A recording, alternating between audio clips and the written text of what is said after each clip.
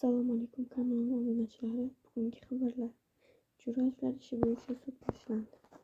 Avvalroq taniqli xonanda Botir Qodirov O'zbekiston xalq artisti Sherali Jo'rayevning o'g'illari Shohjahon va Zohirshoh Jo'rayevni otalikni belgilash bo'yicha sudga bergani haqida xabar qilinganda, bugun 2-may kuni fuqarolik sudi bo'yicha Uchtepa tuman sudida mazkur ish ko'rib chiqilmoqda. Bu haqda sud binosida Qalamqor.uz muxbiri Mohinur Mamatova xabar beradi.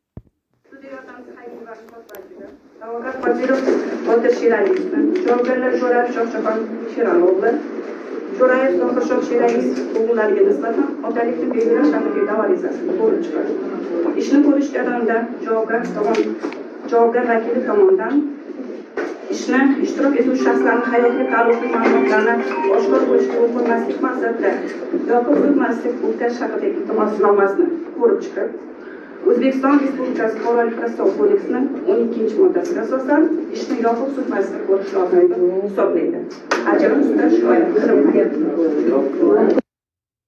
Ayni damda bo'lib o'tayotgan sud ish jarayoni Jo'rayevlar iltimosiga ko'ra yopiq o'tadigan bo'ldi.